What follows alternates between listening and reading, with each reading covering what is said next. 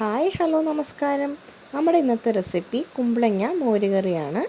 ആദ്യം തന്നെ ഒരു കുമ്പളങ്ങയുടെ പകുതിയാണ് നമ്മൾ എടുത്തിരിക്കുന്നത്.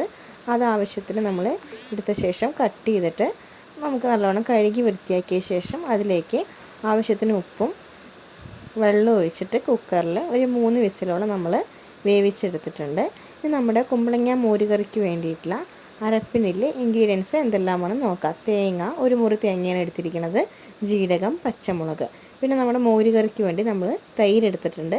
ഈ തൈരൊന്ന് കട്ടയൊന്നും ഇല്ലാണ്ട് നമുക്കൊന്ന് അടിച്ചെടുക്കാം. അതിനുവേണ്ടി ഒരു ഗ്ലാസ് തൈര് നമ്മൾ മിക്സർ ജാറിലെടുത്ത് നല്ലോണം കട്ട മാറ്റി അടിച്ചെടുത്തിട്ടുണ്ട്. ഇനി നമുക്ക് അതേ ജാറിലേക്ക് തന്നെ നമ്മുടെ അരപ്പിന് വേണ്ടിയിട്ടുള്ള തേങ്ങയും ജീരകവും പച്ചമുളകും ഇട്ട് കൊടുത്താൽ നമ്മളതൊന്ന് ഇട്ട് കൊടുത്ത ശേഷം അതിന് ആവശ്യത്തിന് വെള്ളം ഒഴിച്ച് നമുക്ക് നല്ലോണം ഒന്ന് ഫൈൻ പേസ്റ്റായിട്ട് തന്നെ നമുക്കതൊന്ന് അരച്ചെടുക്കാം. അങ്ങനെ നമ്മുടെ പേസ്റ്റ് റെഡിയായി വന്നിട്ടുണ്ട്. ഇനി നമുക്ക് കുക്കർ ഒന്ന് തുറന്ന് നോക്കാം. അങ്ങനെ നമ്മുടെ കുമ്പളങ്ങ നല്ലോണം വെന്ത് കിട്ടിയിട്ടുണ്ട്. ഇനി അതിലേക്ക് 1 സ്പൂൺ മഞ്ഞൾപ്പൊടി, 1 സ്പൂൺ കുരുമുളക് പൊടി, ഇനി കുറച്ച് പച്ചമുളക് അതും ചേർത്ത് നല്ലോണം ഇളക്കി യോജിപ്പിച്ചെടുക്കാം. നമുക്ക് നല്ലോണം അതൊന്ന് തിളപ്പിച്ചെടുക്കാം. നല്ലോണം തിളച്ച് വന്നതിലേക്ക് നമ്മൾ അടിച്ചു വെച്ച ഒരു ഗ്ലാസ് തൈര് ചേർത്തിട്ടുണ്ട്. നമുക്ക് നല്ലോണം ഒന്ന് തൈരൊന്ന് തിളയ്ക്കാൻ വേണ്ടിയിട്ട് നമുക്കൊന്ന് വെയിറ്റ് ചെയ്യാം.